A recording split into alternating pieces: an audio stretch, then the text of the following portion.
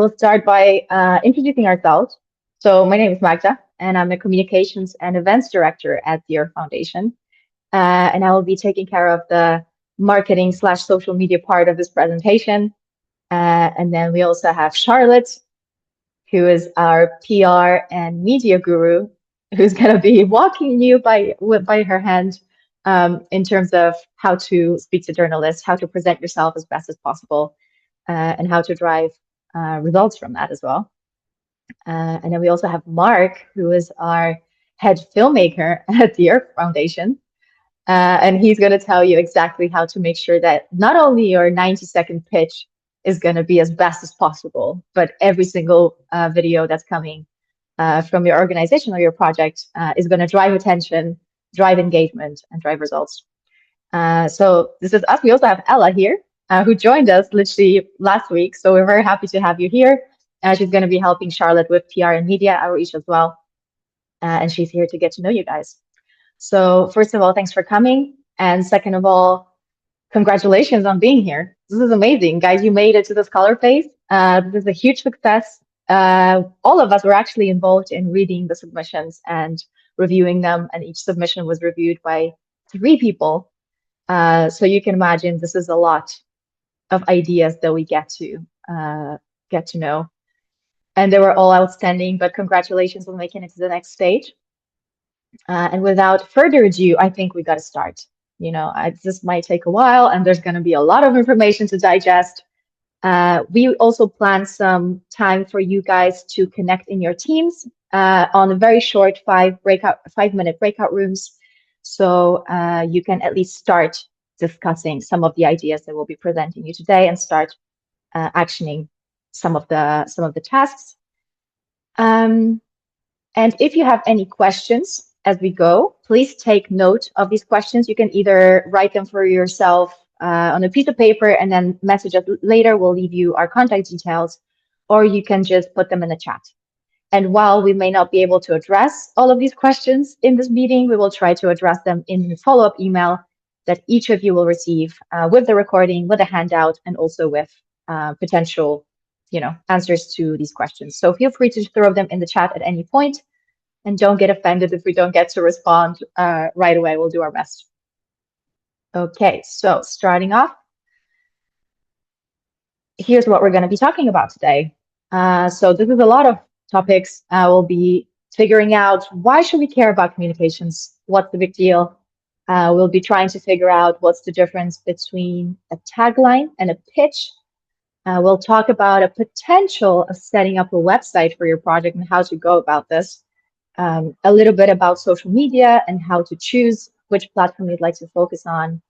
We'll touch upon branding, which is a huge distinguisher between something that's professional and maybe slightly a bit more immature in execution. And then I'll pass it on to Mark to talk about visuals, especially video, although you'll find out that some rules apply to both. And then I will pass it on to Charlotte, who's going to tell you everything about PR. And like I mentioned, we're going to have some breakout rooms in the meantime. So hopefully you'll get to action some of the things we're talking about already. So let's start with communications. And my question is, why should we care about communications? I think there's a lot of great projects who kind of maybe don't put so much emphasis on communications, as this is not the most important thing at the beginning. This is like an afterthought for a lot of the projects. But the issue is that if you don't communicate your idea well, nobody will care about it. And even worse scenario is nobody will actually know that you had this idea. So you can have the most brilliant idea in the world, but if you don't tell people about it, nothing's going to happen. This is why communication matters. And we're going to talk about also what kind of communication is the most effective for getting where you're trying to go. So the things that you need to focus on is keeping your communication understandable and effective. So you need to figure out what is it that you're trying to achieve with whatever communication you're doing. Definitely you want people to understand what your idea is about, because if they will not understand, they will disengage. But you also want to realize, are you trying to build awareness on the issue that you're working on? Are you trying to maybe potentially get some partnerships? Are you trying to get some funding for your idea? Are you trying to get mentors and support? So once you realize what your actual goal is at the moment, this goal can be changing during the lifetime of your project. You would like to figure out the most effective way to achieve that goal with your communications. And one thing, well, some of the things that communications definitely shouldn't be is jargon heavy. If you have ever engaged in some sort of scientific materials, you know that as soon as the jargon comes in, a lot of the people who don't understand will not have enough time or enough attention to be able to digging through and understanding every single word that's used. So it's always better to use the words that you understand, that are kind of basic English, also for non-English speakers to understand. You can use flowery language as long as it's understandable, but I would try to stay away from it. And I definitely would skip long communications, especially at this point where you're just trying to get people's attention. And yes, this is one of the things that we hear all the time in communications, that there is so much to say and this project is so expansive and there is so many details and this is also exciting. And I get it.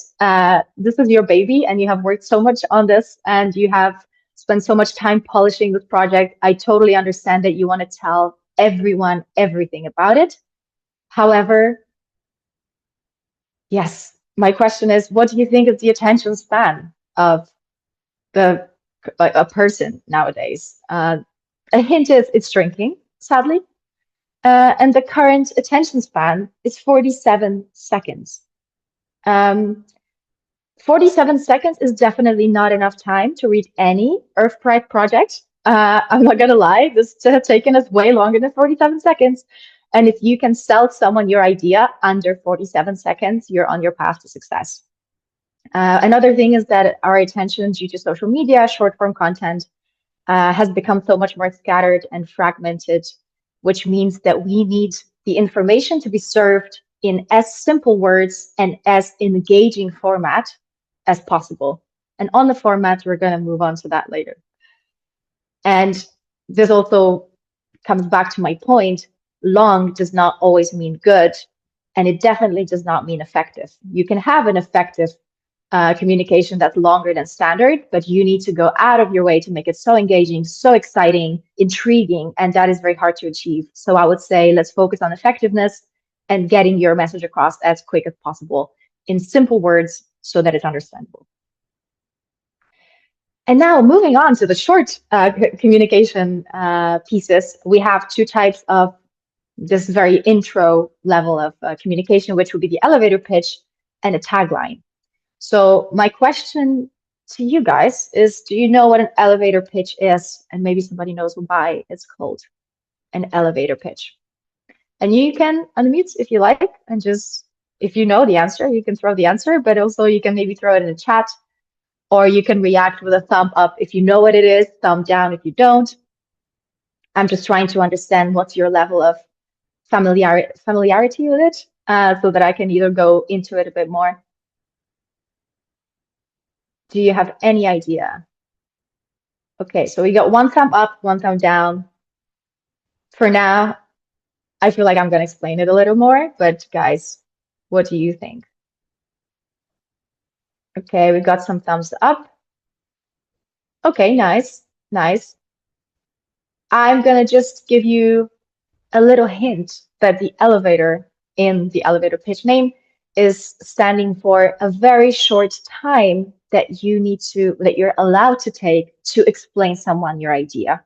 So it should take you from going to floor 1 to floor 3 to be able to explain exactly what you mean and try to maybe sell someone your product or convince them or explain your idea. So a pitch is supposed to be very concise and it's a summary of an idea. And the goal of that summary is not to explain everything and every single detail and the journey and the emotions that were attached to this process. It's more of an intrigue element where you would like to get someone hooked, get someone curious, so that when you give them your website, they're like, oh, I for sure Google it later. Or yes, I for sure would like to schedule a coffee with you and talk about it at some other point. So you would just like to plant a seed of interest in their head. And it should be relatively short. So a good exercise is to figure out the answer to the sentence that you have here. So we help who, let's say farmers, solve droughts, for example, by producing the specific solution using AI, right? So you would like to have an answer to this question, or maybe fill in the blanks for the sentence, ready at all times. Even if you're woken up in the middle of the night, you would like to know exactly how to answer, who you're helping, how you're helping it, what's the problem that you're solving, and how you're helping solve it. And if you're curious to see how these pitches work in real life, then here's a QR code. It's also hyperlinked. Once we'll send you this presentation, you'll be able to click the button. And this is our Shark Tank. This is a unpublished video recording of our Shark Tank in which our alumni had a chance to pitch to real life investors the project that they submitted to the Earth Prize a year before.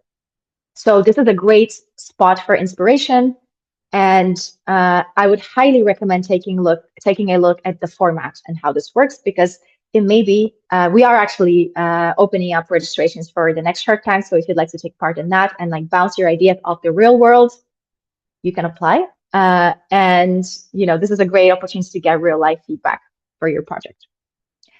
And the tagline is slightly different. This is just a short sentence, a short phrase that kind of encapsulates the message of what you're trying to do or what your project is focusing on. And it's often used in much shorter communication. So maybe you wouldn't be using your tagline in like real life conversation, but you would be using your tagline in your social media or in your projects. And I'm sure that you can think of a couple of taglines. So I will give you some examples to remind you what this is. So I'm sure you know Nike, just do it, or L'Oreal, because you're worth it. These are some of the taglines that have made it to the marketing history books. So if you can figure out a tagline that conveys the emotions you'd like your project to conveys the mission, or something that's funny/memorable, I think you're onto something and it's worth having. And now we will be putting you guys into break rooms for literally 5 minutes. And once you are in your breakout rooms, you will be assigned with your team. And if you are a one person team, you will have time for yourself to think about this. But please figure out, or maybe try to discuss tagline ideas for your product or for your service. And of course, 5 minutes is not enough to be doing this in a completeness. But I hope that this will be a nice start. So I will just be trying to put you into the breakout rooms now, and we will be bringing you back in after 5 minutes. And if you have been accidentally assigned to the wrong room, you can always exit the breakout room and come back to us here, and then we will reassign you. So if there are any issues, of course, let us know. And I will now put you into your breakout rooms. I'll see you in 5 minutes.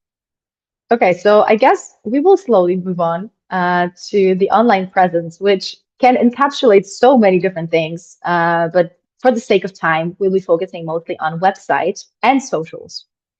Socials meaning social media. Oh, perfect, Charlotte, that's you again. How this is happening. There we go. So creating a website for your business or your idea is not necessary, but it may be a very nice, professionally looking, almost portfolio of what you have done, what you have tested, what you have to offer. And if you were to actually do it, we would recommend using a free service. There is a website called Card, which is also linked here, where you can create a free one-pager, which should be enough to explain your idea in a concise and effective way. So yeah, you would like it to be, again, clean, focus on your problem, solution, who's in your team, and maybe what's their expertise, or maybe what's their role within your project, and contact details, because you wouldn't want someone to be intrigued by your amazing card website and not know how to contact you. So you want to make sure that you have your email or Discord handle or any way you want to contact people available there, and maybe 2 or 3 images or a video. And we will move on to what kind of images and how to make that video later on. So you will hopefully be equipped to create some sort of basic website. And yeah, remember that people often buy people's stories, and people want to support people that are driven by mission and that are driven by their willingness to do good for others. So share your story, share your motivation, and try to focus on not only your project, but also who you are, why you're doing this, and what your story entailed. And when it comes to social media, I know that there is this, we're often tempted to just create one piece of content and put it on all social media exactly the same. And sadly, it's not as easy nowadays as it used to be. So I would recommend choosing one or two social media platforms. And to make the best choice, I would say sometimes it might be counterintuitive because the social media platform that might be best for your idea will not be the one that you like the most personally. But I think it's important to understand who you are trying to talk to and what goal are you trying to achieve by having that social media account. So, for example, if your goal is awareness, it might be TikTok because it has one of the best algorithms for pushing new videos into new audiences. But if you would like to maybe form partnerships, it may be better to go on LinkedIn. This is a little more professional platform where you're sharing documents, results, stats. So make sure that you figure out which platform would be best for the goal that you currently have. And you can, of course, always iterate, change it, and experiment with it a little bit. And always focus on quality rather than quantity. Here's a quick snapshot for what social media channels can be used for. I didn't even include Facebook because I think it's relatively outdated. However, in certain regions, that still is one of the top platforms to be used. So make sure that you consider the region that you're in and that you're trying to target, what kind of people you're trying to talk to, and what goal you're trying to achieve. And when it comes to publishing your materials for the outsiders, you want to make sure that they look cohesive. And this is something that I cannot stress enough. I would suggest picking 2 or 3 colors that are complementary, 2 matching fonts, and 2 or 3 shapes that will make it so much easier when you're designing anything for your social media. If you want to design a graphic, if you want to design like an intro to a video, it will make it so much easier, and stick to it. So don't ever add any random colors that you just found in a template. Always try to personalize it. And if you are using free tools like Canva, which is great, we also use it, for example, for this presentation, I would say don't ever start from a blank page because that is very hard. If you're not a graphic designer, just pick a template and personalize it to your colors, to your fonts, and to the shapes that you like to use. And now my question is, and you can unmute if you like, or you can put it in the chat. Do you know what shapes is the Earthrise using in our communication? Can you recognize any shapes that are repeatedly coming in every single piece that we're throwing out there onto our socials?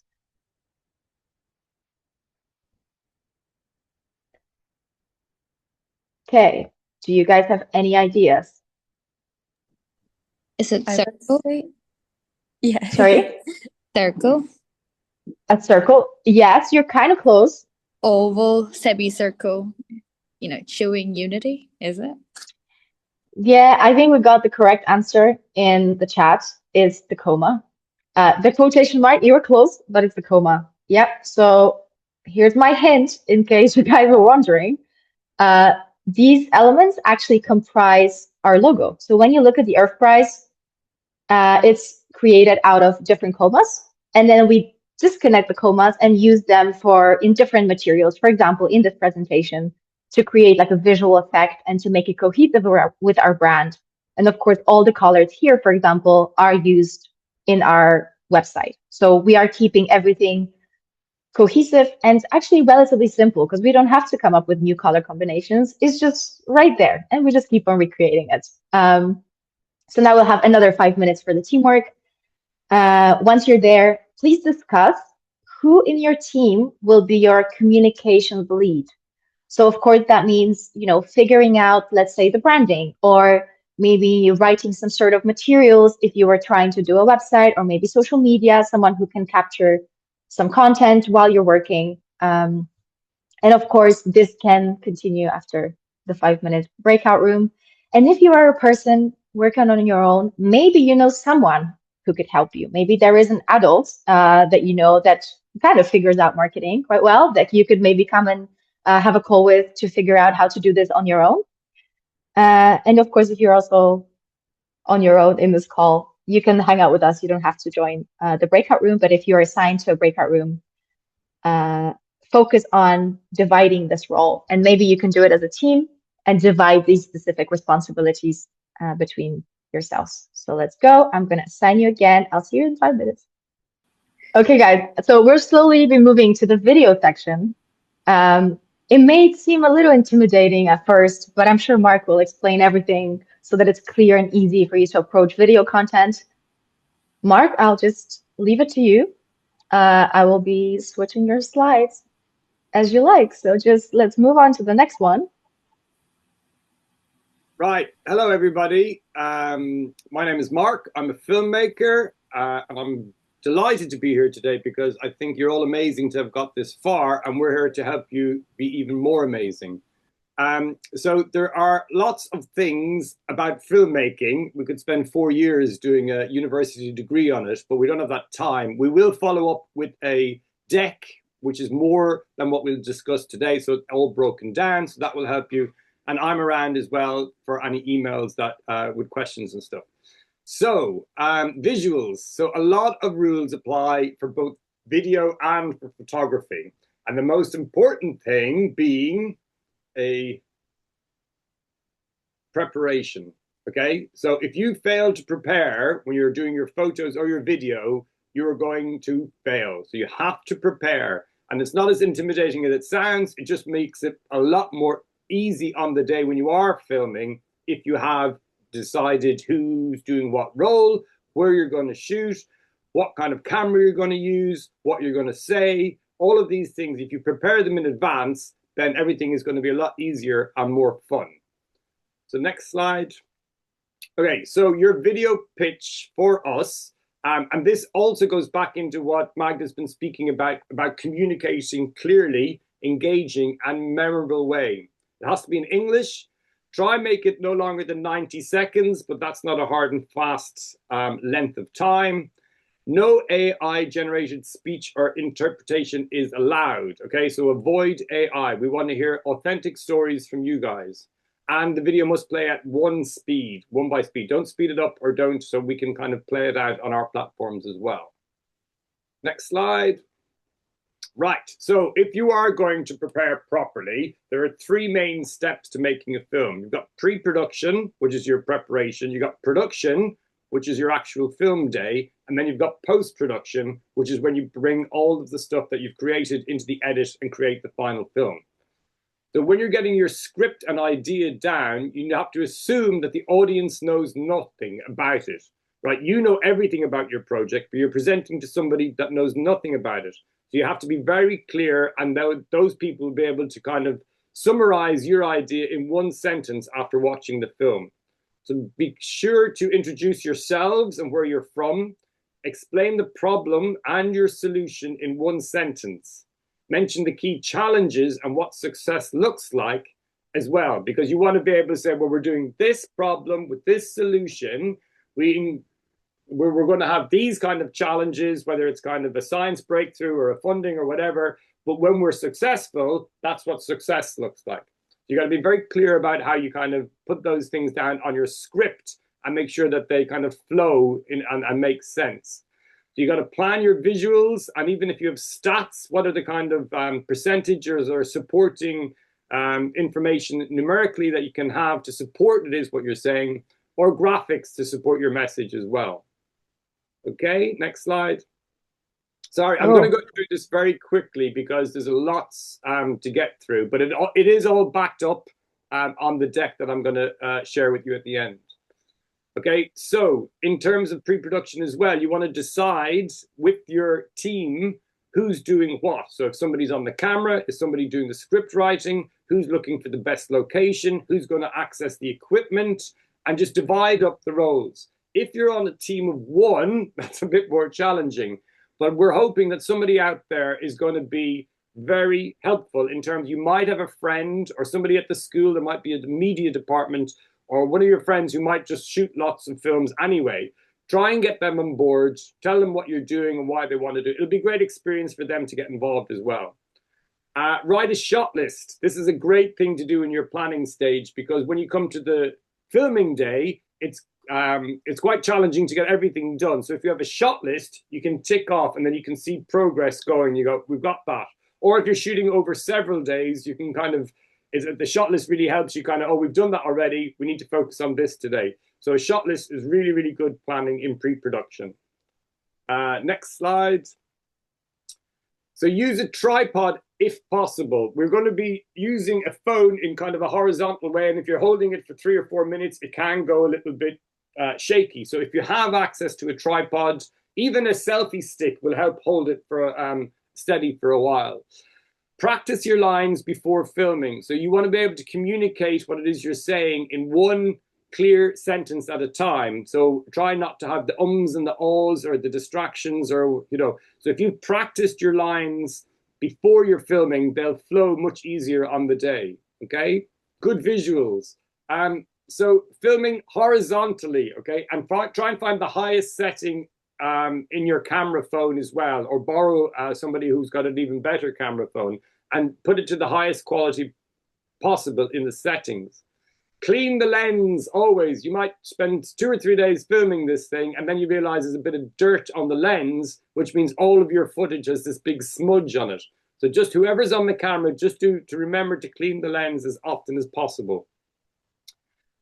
Stand if you can and look into the camera, right into the lens. So try and, like, if you're speaking to an audience, if you're looking directly into the lens, when you've got your final film, it means you're addressing them directly, okay? And that does 2 things. It engages them even more, but also it kind of just, you know, it adds authenticity to what you're saying. Standing up is brilliant rather than sitting down. It just gives the person who's speaking a lot more energy, and it's a more dynamic kind of a shot. Whereas if you're sitting down, you can, you know, begin to slouch, and then you lose a little bit of energy in the film. So stand if you can. When you're recording, start a few seconds early and then leave the camera recording after the person has finished speaking for a few seconds as well. That's just so you don't kind of start recording halfway through their sentence and you've missed it, and you only discover in the edit that you've kind of missed an important part. So just start filming and then give them the action kind of signal, and they can start saying their lines. Tripod, and yeah, we've covered with the on the shoot day, you need if you can, don't worry if you can't. Use bright, natural light if possible. Now, if you look at Magda and Charlotte on their screens, you can see them. See how they're bathed in all this natural light, and I'm purposely half in dark, okay? This is very moody. If I was shooting a feature film, this would be nice and moody, but it's not good for your film. You need lots of natural light across all of the person's face. So try and shoot outdoors if you can, or just in a good space with lots of light, because it's so important. Capture 3 to 4 extra shots that show what you are talking about. And this is called B-roll. So on the A camera is what you do the main interviews on. And historically, they would send another camera out to shoot B-roll. So it's just the other stuff you get. And these are just kind of like, if somebody is talking about recycling, for example, we want to see shots of rubbish bins or overflowing rubbish bins to show the problem that you're talking about. So you need supporting shots to kind of reinforce what it is the person's speaking about.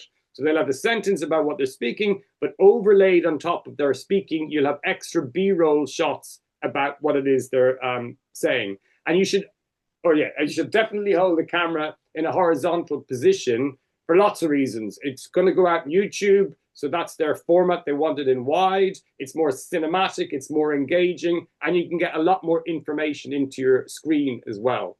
So yeah, do not hold the camera. If you've already shot some stuff, you can still use that. We don't want to kind of scare anybody who's already been filming already, but try and get everything in landscape mode. So I don't know who this man is, but he's a great example of too little headroom, too much headroom, and proper headroom. So when you're framing somebody up to do the interview and they're talking to the camera, you want it to be at the last framing there where it's proper headroom. The one in the middle, you know what I mean, he's too short in the frame. The one on the left, as I'm looking at it, his forehead is chopped off.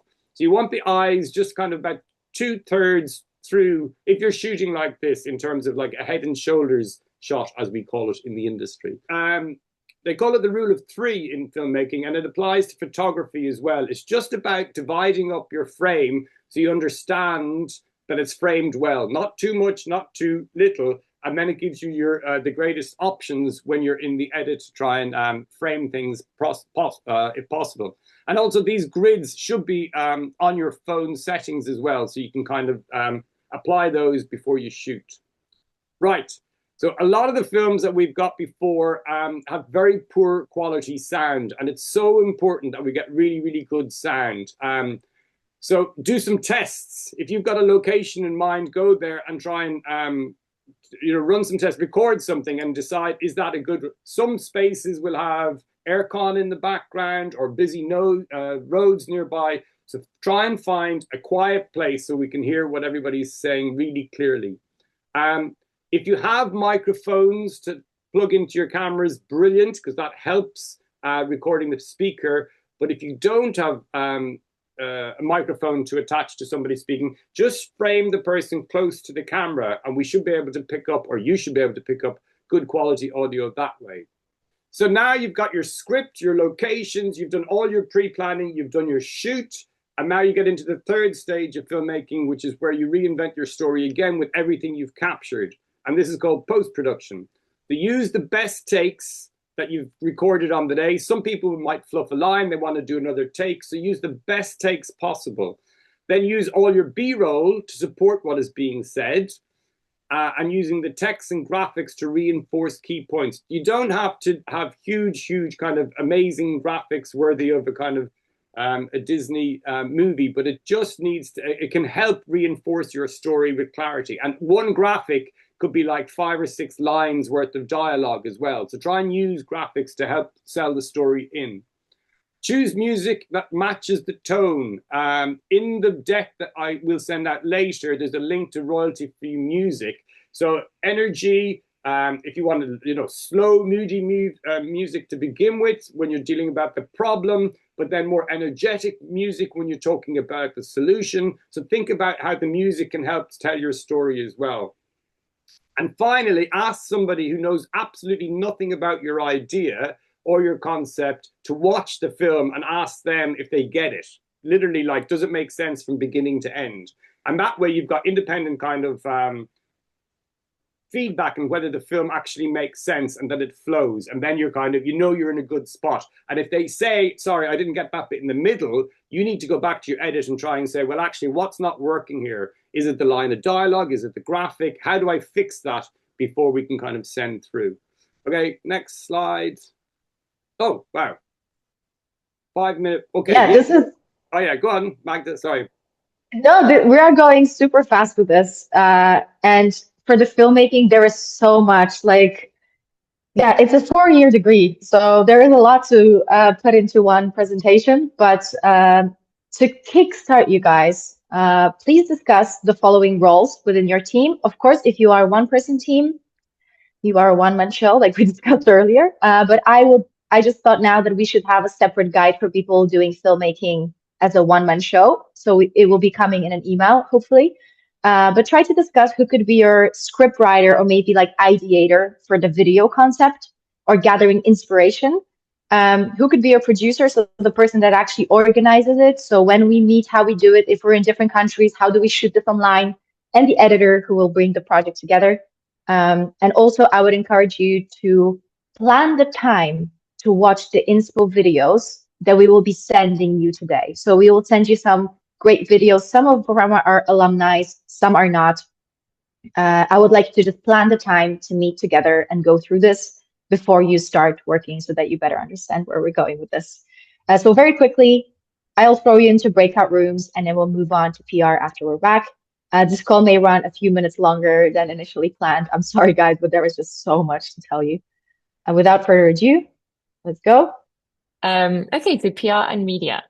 So my first question, you can give a little thumbs up in the chat or a thumbs down. Have you ever thought that you could be featured in a newspaper or any kind of media, or have you already been featured before?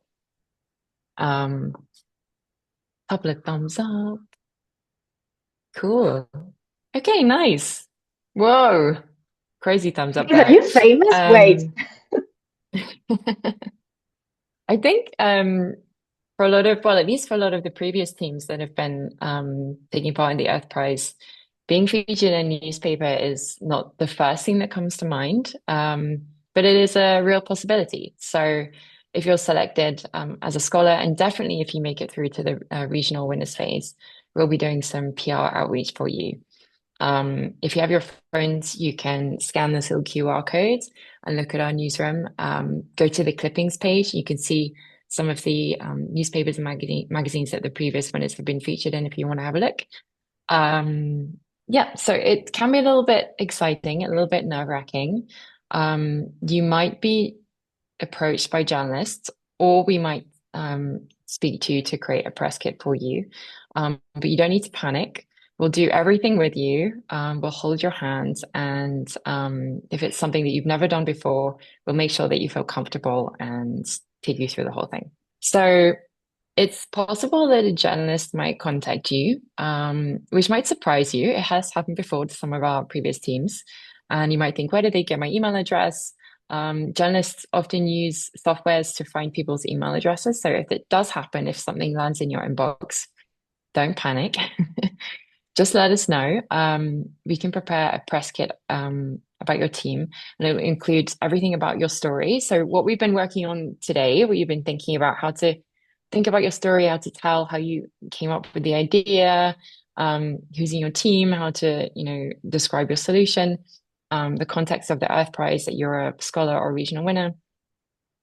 The images, which Mark already told you a little bit about, how to take good photographs and videos. So everything that we've worked on, we'll pull together into a press kit, and we'll host it on our website. So it will look a little bit like those little screenshots on the right there for previous winners. And it will pull everything together. We'll have one link, and it'll be like your little home for your PR. So yeah, next slide, please.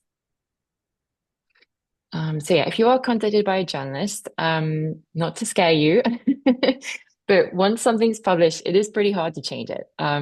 Journalists are very busy. If you contact them afterwards and say, hey, we wanted to actually describe it in this way, or we wanted this changed, often they're hard to contact and hard to reach. So once something's published, yeah, it's hard to change, and it's much better to try and make sure that everything is accurate before they publish something. But you don't have to handle this alone. You can loop in anyone else from the team or myself. You'll have our emails at the end. We'll share the press kit and support you through the process. If they ask you to do an interview, we'll help you prep for this. So we'll have a call with you beforehand and help you think about what kind of questions they'll ask. Usually I will ask the journalist beforehand what kind of questions they'll ask you, so that we have time to prepare together. We would advise to not do interviews alone, as a lot of you are minors. They might need parental consent or to have an adult there, and we're very happy to do that with you. So now your teamwork.